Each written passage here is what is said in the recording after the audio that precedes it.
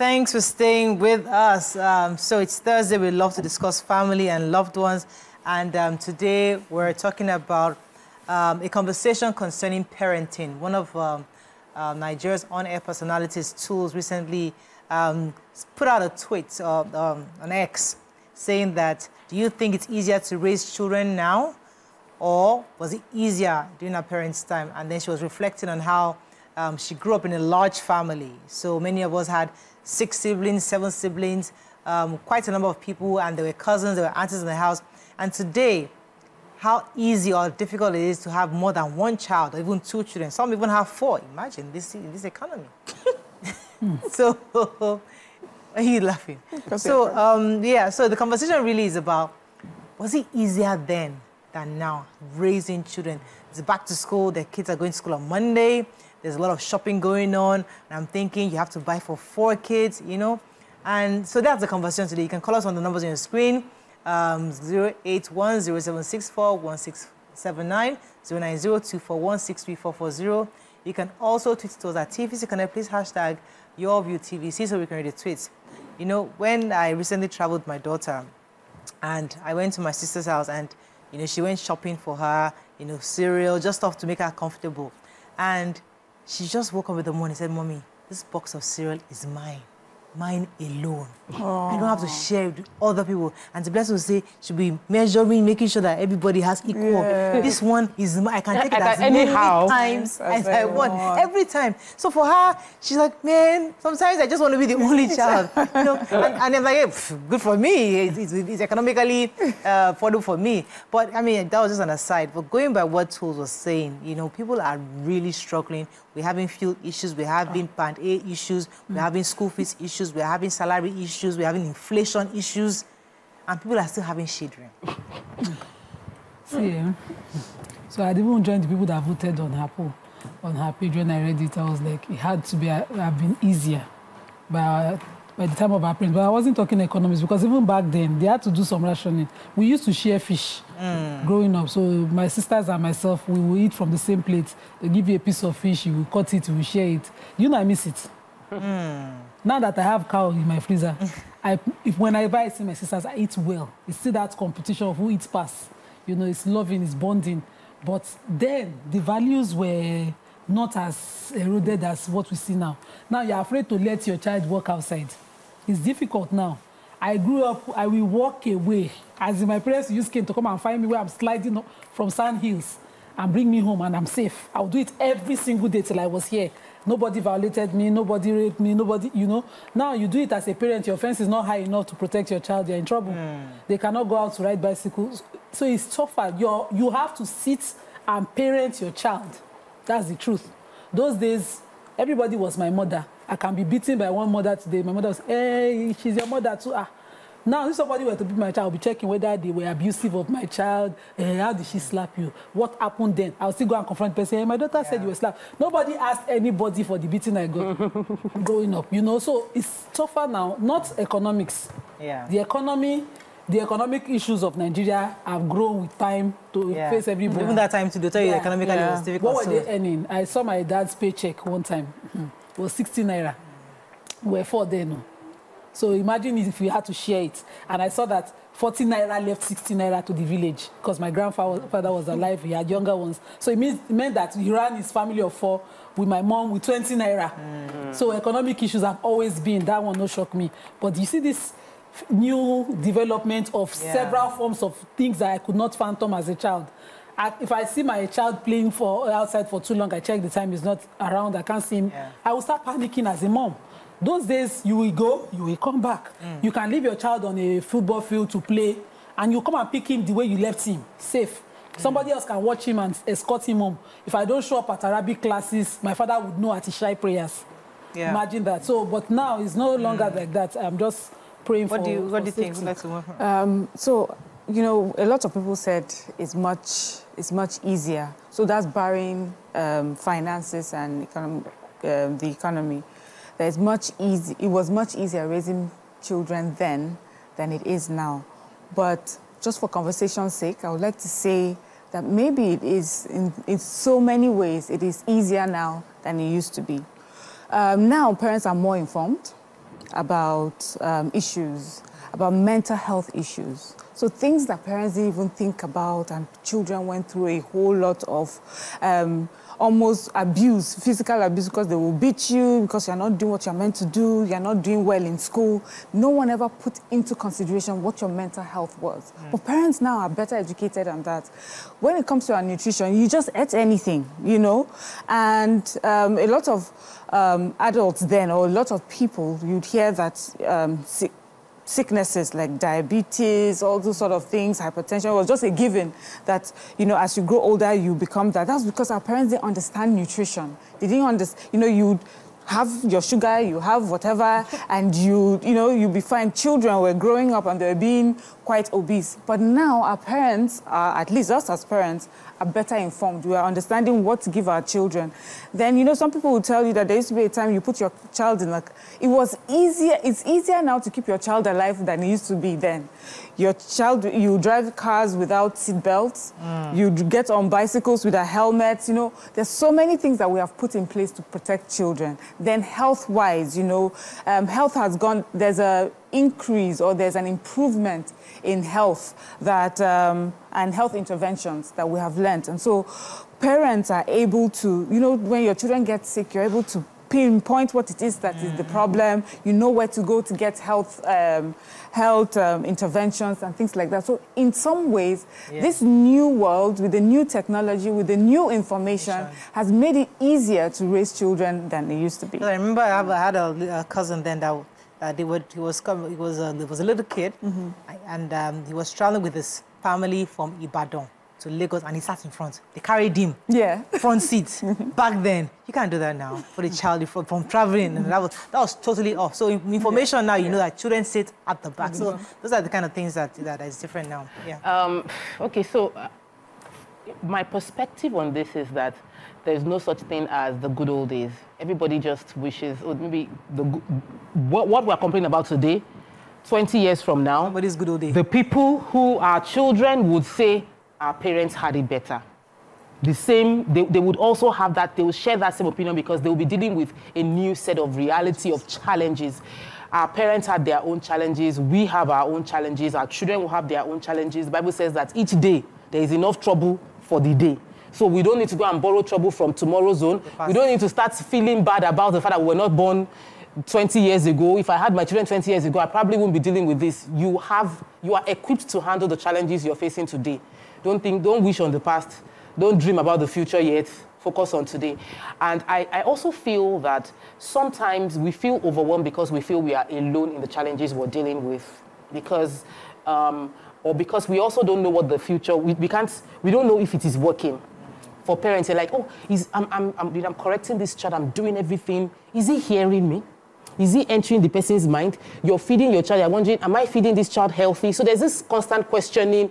The information age also puts you under pressure to feel like you need to do more. Maybe more than even our parents had to worry about. They were worrying more about, oh, let me put food on the table. We are worrying about, how is he feeling? Is he thinking straight? Is something influencing him? So every generation would face his own challenge. I think that we should focus on equipping ourselves to handle the current challenges that we are facing, and not wish on the past and its challenges. I watched the documentary of how Reese chocolate, the founder, Reese's Chocolate, created the chocolate. It was because he had a family of 16 children. I sounded like one woman, 16 children. My mother said there wasn't family planning then. I said, oh, yeah, guess that's true. If you really love your wife, that means you have more children. The more you love your wife, the more children you have. He had 16 children. Why is there Reese Chocolate today? It's because he was struggling to find a way to feed all his 16 children. He became resourceful. He had to become creative. He took odd jobs. He had to find ways to load nutrients into something small. And in enjoying it, a new business came up. The challenges that we're facing with parenting today is an opportunity. We need to start changing how we look at it because we cannot dodge the challenges. Let's talk about parenting, in different ways today. Because recently, my daughter had a bit of a back and forth, or I don't want to say altercation, but with a familiar adult, and and she was going on and on about how what the adult was saying was untrue, and and the adult was saying, no, you are the one that's and I was stuck in the middle. And as a parent, I'm thinking, okay, my child is saying this person is saying this. Now, how I grew up, I don't care what the child says. Yeah. Adult is right. Even, you know, and that was the mentality I had. Like, I don't want to have anything, I don't care what you're saying. At this moment, you first of all apologize. And she's like, I'm not apologizing because I did not do anything wrong. I'm thinking to myself, what do you mean you're not apologizing? I'm insisting you apologize. No, I'm not apologizing. I will only apologize if I do something wrong. Now, I'm like, how am I going to handle this? Because I like it. So, I like this. I'm thinking at her age. Oh, mother. In our generation. I did that. I didn't do my dad, so I didn't do that to my dad. I never. I did that. I would apologize to the adult first. Fear that my sisters would call me out. I did that as a child. Okay, and so, how was it handled? Yeah, how it was handled was my parents teaching me. I'm doing it. My daughter is now like me. Okay. You know, to say it politely. So you want to disagree, you're allowed in my house to disagree with an adult. My mom was my dad. My mom would tell you, as you said, apologize to your elders. My mom would beat you if an elder lies on you that you did something wrong without investigating, because elders cannot do wrong. But with my dad, I did that a lot of times. So I knew where I preferred when somebody's reporting me, if my father was around, I would raise my voice so it would wake him up if he's sleeping. So he comes out and says, let her talk. Yes. That let her talk, I got away with it a lot of times. So now I'm dealing with my daughter and her boss, and I'm telling her, you need to learn how to disagree politely. So if you broke something, she was like, I'm not the only one who broke it. I said, you go back to this. So you apologize to your madam for... But I love that you brought this. Yeah, in this situation, though, so after, of course, I was trying insisting, and she didn't listen to me. And then I went back, so I let her go. She fumed, and I went to her room later. After a while, I get about 30 minutes, I went to her. I told her that in life, you would meet a boss who do something, maybe he's wrong, but because he's your boss, sometimes you have to have constraint and restraint. You have to contain yourself. So I was trying to tell her, yes, you might disagree, but there are ways of saying it. Say, Mommy, I know the right thing to do. But don't you ever allow somebody to leave a lie on you? I know the right thing. But in this case, Mommy, I am not wrong. Exactly. And I'm thinking, I don't care if you're wrong or not. No, the right thing for you to care. No, okay, so I'm on the other side of this. Morayo, I am saying, I'm happy that you brought this, because for me growing up, I felt that killed my confidence. And I felt it affected me as a child, because in my household, it's when an adult has said something, I don't care what you feel as a child, you accept what has been said about you. What if the child is wrong? Wait, no, I'm giving you an idea of where, yes, you're assuming that every time the child is wrong. I'm telling you of personal experience where there were times that I was right, the adult was wrong, and because the adult was the adult, it was just a given that I had to apologize for what I didn't do wrong, I had to accept it. So now in raising my children, I'm teaching them to speak up for themselves, and I'm listening, both ways. Yes. But Auntie, I did not prepare myself for the kind of children that I have raised. Because we now have to discuss everything, and it takes time. So I now realize the other parenting, as flawed as we thought it was easier. At least you say shut up and you move on to the next thing. But no, here I'm discussing things and trying to, but something happened in my household too. So my son was going back to school. The barber came to cut his hair. And my son doesn't like his hair cut really low. And it has been something that has been going back and forth with this barber. He knows them, he knows us well. And so this particular day, I wasn't home. And my son expressed to the barber, please, I don't want it low. In fact, he called me so that the barber is aware, that even my mom is aware. When I got home, the hair was badly done. Obviously, something had happened while I was away between the barber. So he told me, he says, Mommy, I just told him what I wanted. And when he was cutting my hair, it was touching my body. And I told him it was itching me. It was itching. And instead, he says, with my daddy, he would make sure he covers him properly or use the brush. But he told me, are you a child? So I've noticed Nigerian adults are not used to children expressing themselves, however politely, because he insisted, I said, Mommy, I didn't want to get in trouble, so I knew how to say it to him so that I don't get in trouble. My first response to that, I would have done my mother's style. You, Seth, watch yourself. That's not how to, you must have talked to him a certain way. But I called the barber, and I asked the barber to tell me his own side, and I asked my child to say his own side, and I just realized the barber just was not comfortable with a child expressing himself. So I don't want to raise a child that is lacking confidence because I broke it down. I broke him, while he was growing up. And I've seen my friends who were encouraged to speak up, so vibrant and so confident. And those are the sort of children that I want to raise. Let me take this call from Idris. Good morning, Idris. Thanks for calling. You're live. Hello, Idris. Hello. You're live. Go ahead, please. Okay. Good morning. This is Idris from Lagos Island. Yes, go ahead. Okay. Idris from Lagos Island. I'm a first-time caller. Welcome to the show. I need some volume, please. I'm a first-time caller. In fact, I'm very happy for the program that you are listening today. Because the way that we are treating the way that we are taking care of the children nowadays is so different from the way that they treat us. Likewise, this morning, when I see a text message from the school that they have increased the school bus money. And also, I've not paid the school fees, and you also increase this. It's too expensive. Someone cannot advise anybody to do family planning these days. You need to go and do it by yourself because these children are very expensive these days. They are very highly expensive. In fact, we cannot go use the increment of everything. The school, they are increasing their school fees. The school bus increase their school fees. The children's fees also increase. They need to advise anybody to do family planning. Thank you very much, Idris, for the comment. So we're still talking on parenting. So I'm of the opinion, I differ a bit from the scenarios you have shared. I feel that a lot of times the new style of parenting is very permissive, and when we permit it, I like Mariam breaking down that it requires a lot of effort of explaining and defining the context of different situations. And majority of parents do not have the time to define the context of situation. So what we end up doing is passing on half-baked knowledge and raise children who do not understand the real context. So they get it. I'm allowed to express myself. My parents, but how can I not say what I'm feeling? The way she stepped on my leg. She stepped on my leg. It wasn't me. She stepped on my leg, and that becomes drama. So it's good that the child can say that an adult stepped on her leg. But in what's the context of how we are able to express that self? And how often would you be there to put the scenario, engage, and create that space? Our culture of honor is important. Our culture of honor is so important that in our space of freedom, we have almost eroded you express yourself, even if it means you can be disrespectful. It doesn't happen in all children. It happens more with the children that have a little bit of elitist or middle-class children. But we need to go back to that concept of honor. Not that you should not express yourself, but you must honor anybody older than you. If I am talking to you as your parent and I say apologize, you will apologize.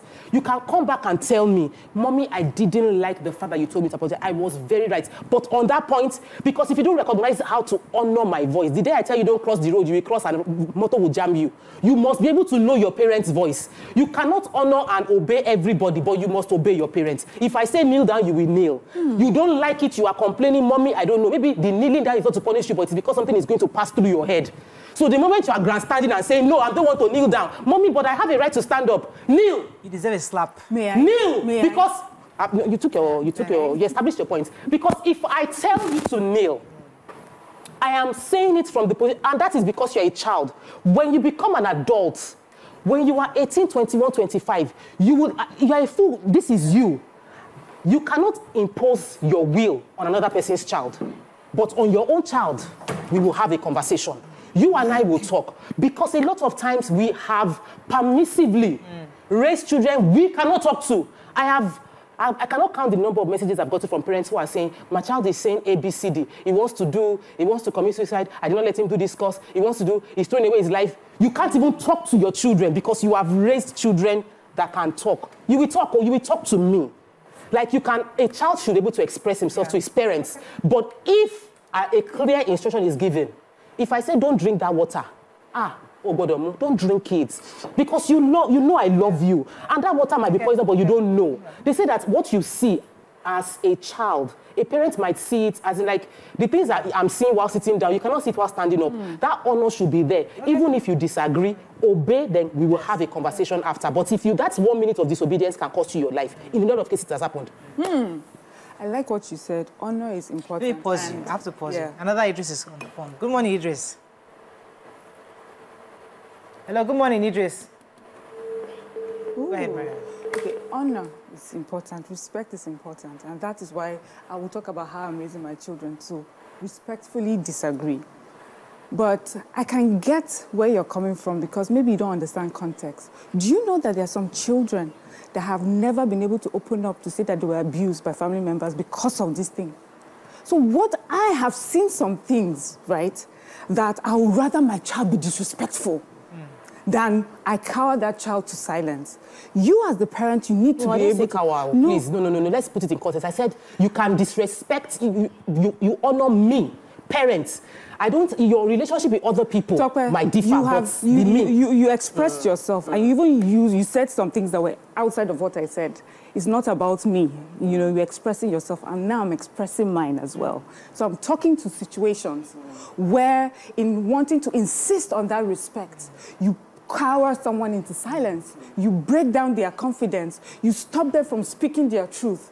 And you have situations. That's why I say parenting used to be ignorance is bliss. Many situations have happened. Many hurts and pain have been buried because of that insistence on respect and on honor. So you're right about context. And that is where a parent would step in. It is easy to say, I don't care what has happened, just kneel down right now. We see it about marriages too, where before a man will do something to a wife, we don't care what you say, but the wife, please kneel down and say sorry to your husband. What did that breed? You know, we can understand it for husbands and wives. We see a woman who is bitter, we don't understand why. Because you have not you know what I say? When there's an altercation between an adult and a child, I want the other adults to give grace to the child, knowing that the child is growing up and that he will not always get it right. You know, sometimes a child will be doing something right. Even the person that he has offended understands we are parenting. Is a child. You will take the time to go inside the house and teach the child. There are lots of things going on in today's world that we need to be careful, that we're not stopping children from... You know, we're not in the way of protecting our children. So yes, honor and respect is important, and that is why, like the example I gave with my son, he says, "Mommy, I didn't want to get in trouble. So why did I get involved?" The way he expressed it to me is that he understood what I mean about respect and honoring those. And he said he made sure he applied that in dealing with this person. And that's why I got involved. So you must do the work of teaching your child to be respectful and respectfully disagree with an adult. And also, don't be quick to shut up a child, especially in, you know, some context. Don't be just quick to accept an adult. Allow your children to speak their minds. And you can go back and appeal to that adult and say, sorry for the way we handle this. Okay, now go back and say you're sorry. Okay, let me take this call. Come to you, Nima. Taiwo, thanks for calling. You're live. Hello, good morning. Morning. Yes, my name is Taiwo. I'm calling from Abuleba. Welcome to the show. You're live. Thank you. Okay, so thank you for this topic that you are taking this morning. Actually, yes, we had it a bit easy when we were growing up. I have two teenage boys. One is 16, one is 15, and then I have a girl, 9-year-old. Now, those two boys, I did not allow them to have an Android phone, even though their father wants them to have it. But I have my own reasons. They are closer to me than their father. But I notice the things that they share with me. We talk, we play, you know, we have bonding time, we have confession time, we have this particular time, this one time, and all that. However, I notice that they will abuse the freedom that comes with Android, with all this internet and everything that is outside. So I said no. There was a particular time that one of them now got a phone that was paused and repaired it. He's into mechanical stuff. So he did that, and then they started using the phone behind me. Then I saw the things that they were posting through another line. By the time I confronted them and all that, they were, you know, the normal way that children will be apologetic and all that. And I had to explain to them, I was intentional about it. This is the reason why I didn't want you to have Android phones. At this level, your brain cannot fathom or cannot, how do they say it now? You can't take whatever it is that is on the internet at the moment. Your IQ level is too low for you to know that this is good and this is not good. You want to follow the trend, but you don't know what can cause it, what can cause something bad. So please, this is why I don't want you to have an Android phone. And they understood, and they apologized, and that was it. So what I'm trying to say in essence is, parents should just be intentional. I had over 2 hours discussion with them concerning that issue. I didn't beat them, I did, but we had that issue. Can you see the reason why you wake up in the morning and you tell me, Mommy, come and see this thing on my boxer shorts? This is the reason. You're not supposed to be watching things like this. Thank you very much, Tai, for your views. Yes, Nima. So there are two things two terms I learned that I've been practicing. I didn't know what it meant. Parenting in fear and parenting with fear. So a child would honor you. My father hardly beats me all my life, but he's one person I'm honoring even after he's died. I love him to, because he was approachable. He was the person I could say anything in front of without fear of being judged. I'll just, be talked to. My husband right now practices honor me no matter what. The child doesn't know what to lay a table in front of him. And I see the kids lie sometimes. They know they've done something. I'll be like, I'm the one who spots it and say, no, she just told the lie. And then he will probe further and find out. And when I go to them, Daddy's going to beat me. He's going to get upset. You don't. I hear you talk about the place of honor and respect. I mean, I'm the wrong term to use to say you'd rather your child be disrespectful. You'd rather your child be outspoken no matter what. It doesn't mean disrespect. It doesn't mean disrespect. No matter what, even before the person and right after at home, let the child be free to say exactly how they feel, not necessarily about a situation. Something happened in my home with an elder who is in my family. And the person had come out and said, both of my children did something outrageous.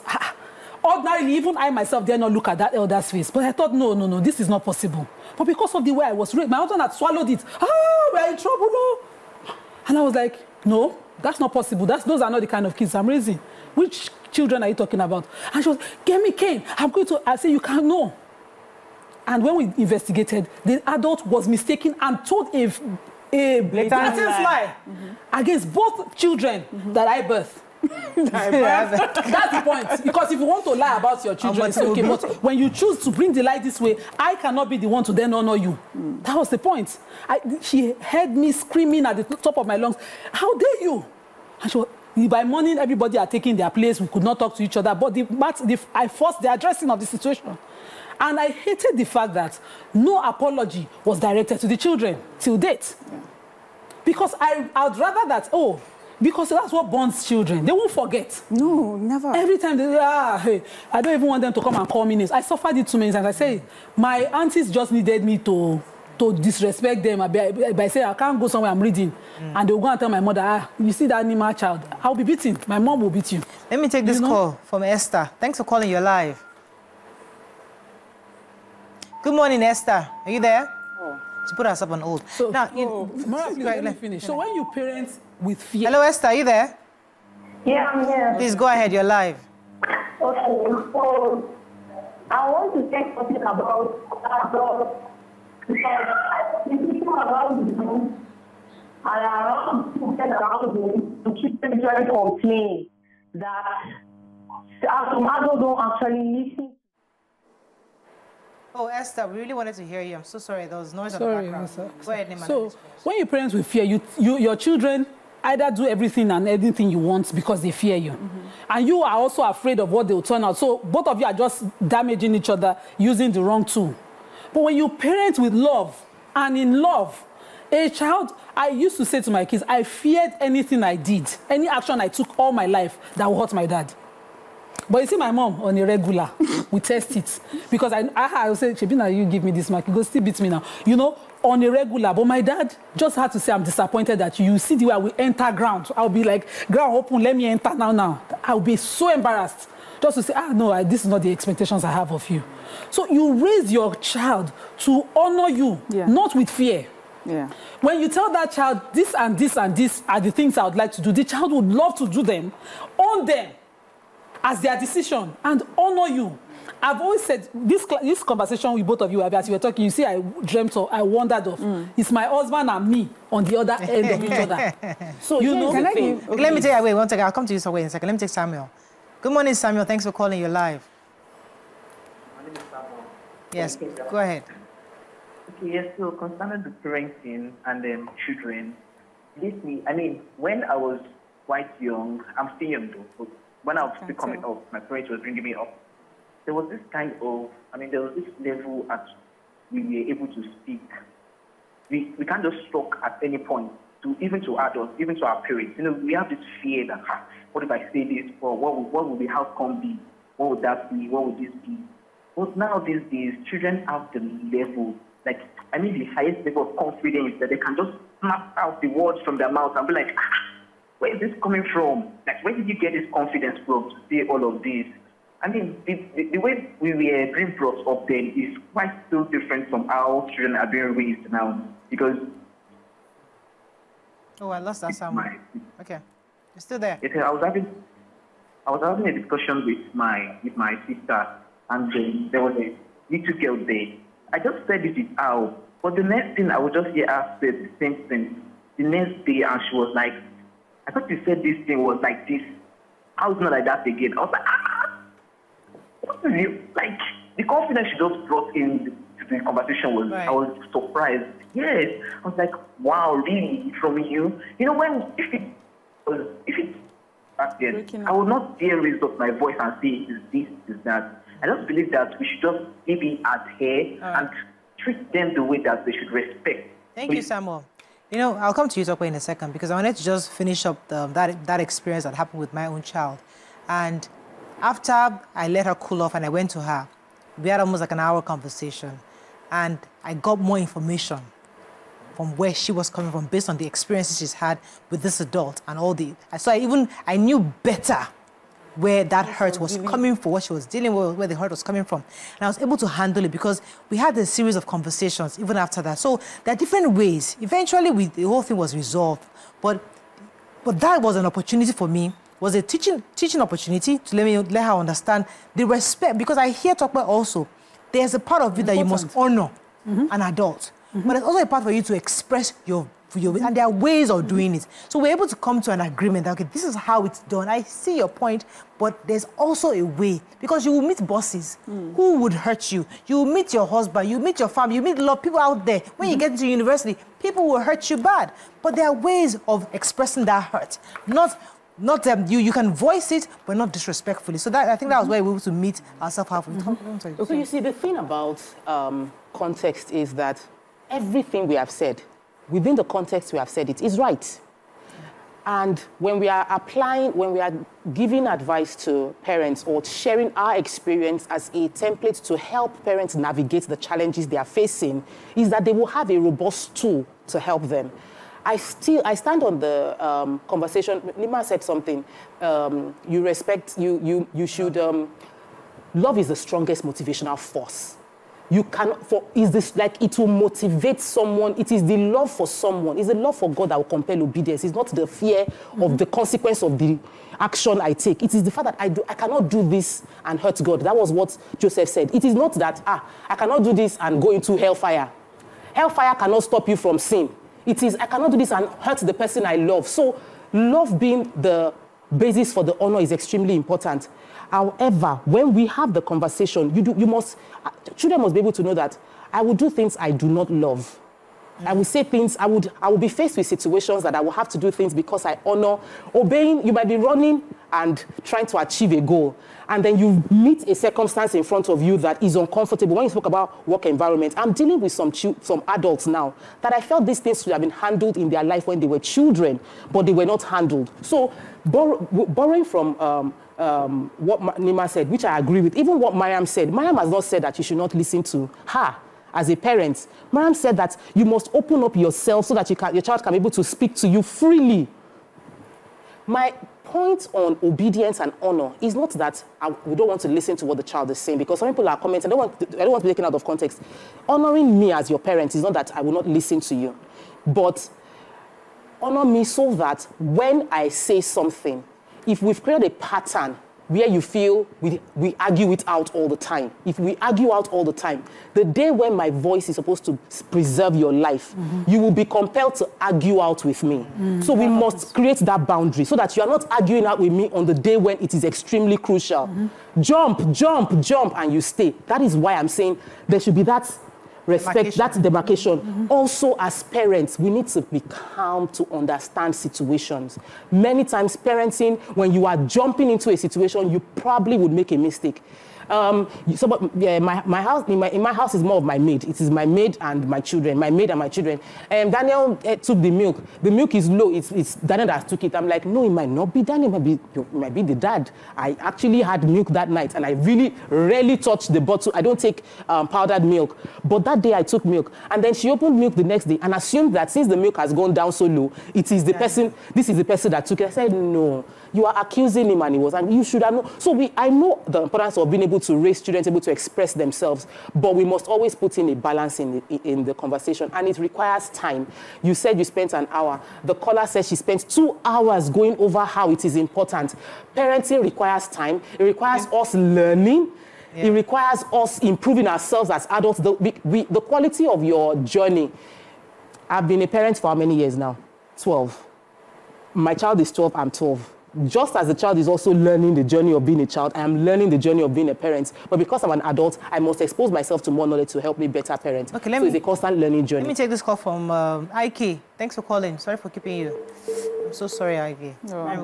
Yes, I think one thing, every time we talk about parenting, especially almost like, let me call it the new way of parenting, I would just say there's a more informed way.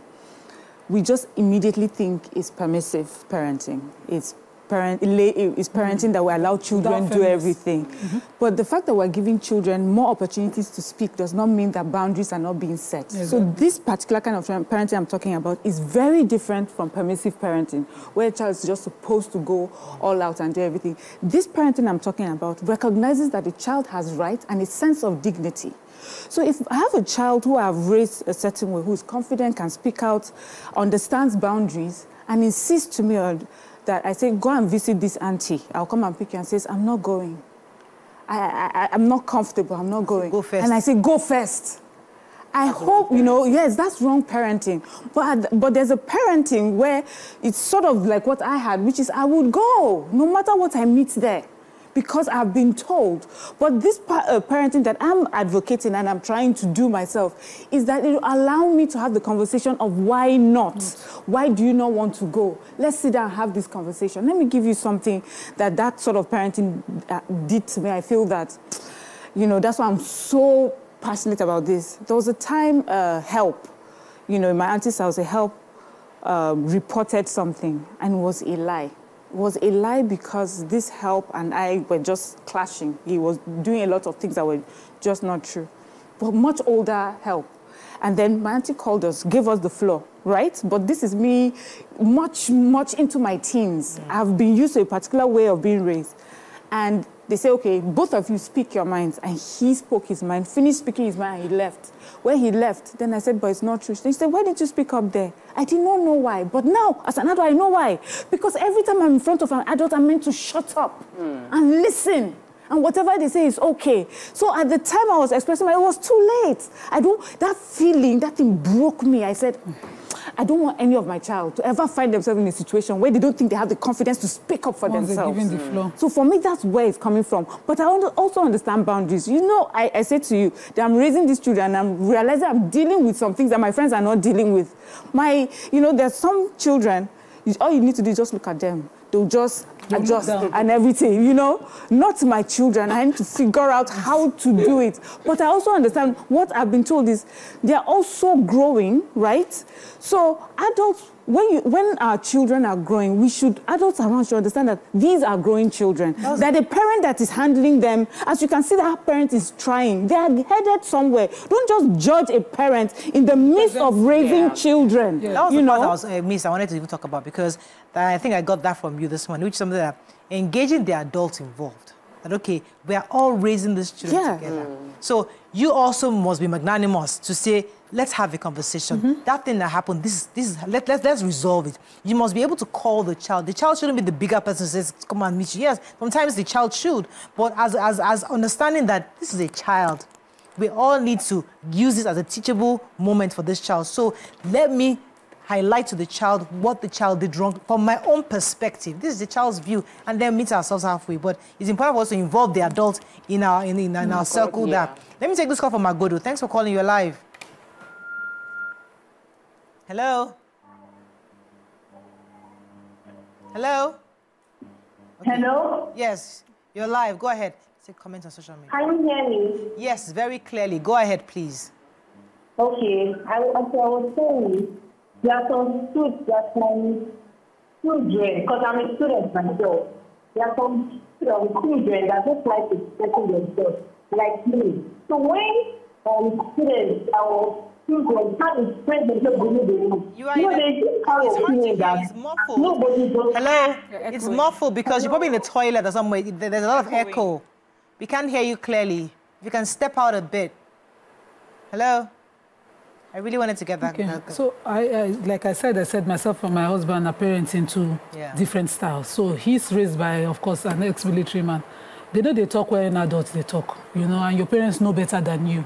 But I was raised in a family where my father would invite your opinion into an issue, even on religious matters, and he'll be like, I'll say, okay, this is what I read in the tafsir, and he'll say, okay, he's about to go for his sermons, and I'll be like, oh, thank you, Nima. He will write it down to change his narrative. So I felt valued growing. I see my kids, when I do something to them, they will come when I'm calm. Mommy, I didn't like how you made me feel. I'll be shocked, okay, tell me what happened. But they never dare. Just last night, my daughter, we had a busy day. I'd deferred a lot of things to her because I had to quickly do some things for my husband. And so when he came here, I'd given her a small chore and was like, why didn't she do this thing? Since morning, she's coming here to explain to me. I interrupted him. The kids were not there. I said, it was a busy day. He said, you're defending the children. You don't allow this. I just kept quiet. So I expected my daughter, when she comes, why didn't you do this chore? I was about to give the retinue of the things that she had to do that day. She kept quiet. I kept looking at her and looking at the dad. Are you seeing what I'm seeing? He didn't see it. It took a while because I was now acting upset for him to invite her and say, okay, you have tomorrow to do it. But that why is something she should be able to express. And I always say to them, you to make sure you have a good defense. Oh, I had to do A, B, C, E. And when you are wrong, say, I am sorry, I played. I will do it the next day. The boy is getting it as young as he is, but my daughter is not getting it. So she's not trying to interrupt any adult. She will come into her room, you see her crying, muffled. This one did not say, my auntie did not say, my grandma didn't say, my daddy didn't allow me. I'll be like, why didn't you try to talk? So it is peculiar per child and their personality. Yeah, absolutely correct. But it takes a parent giving that child that room to build the confidence, because you not send them to school. You get the calls from school and she's trying to tell us on phone something she should have said to the hostel mistress. Something she should have said to her teachers. Nobody will listen to me. Did you try? She did. If you find out, she did not say anything to anybody. She's waiting for her parent to come in. Let me take this call from Tony. Good morning. Thanks for your live. Hello. Yes. Good morning, sir. Go ahead, please. Good morning, my sister. How are you? Very well, sir. It's like I will see you for watching my cousin for a while. Sorry, sir. Sorry. Apologies. I know you too well that money is hard to come by. It's good to come back. Mr. Tony. Well, no problem. I accept your apology. You're beautiful. We need to accept your apology. You are so beautiful. I hope your husband will take care of you more than what you are doing in life. Thank you, sir. Well, let's come to your program. Modern parenting. Modern parenting cannot be like olden days parenting. You guys here we got it. We need it all. And it's just because of what we are seeing in Facebook now, cannot even allow responsible parents to train their children. Because of this Facebook of the kids, you understand me? It's not unfortunate. Olden days parenting, you see how parents take care of their children. How they should respect people outside, people that are more than their age, or whatever. You know, that training was there. Even after that, what I expect background training, home training. The second training is probably when you go to church or go to mosque, they usually tell you certain things that can make you responsible in life. But all these things you have missed it. You are standing, training at home and training in the church, even in school. In school those days, the same thing. Every school you see, from primary school to university, the science training will be given to you. You respect your teachers, you respect your lecturers. Thank you very much, Are Mr. we Tony. having the same thing today? That's why the only thing I would think for Obasanjo is because he has respect for respect. Thank you, Mr. Tony. Let's go on a short break now. When we come back, we continue and take a few comments on social media. Stay with us. We'll be right back.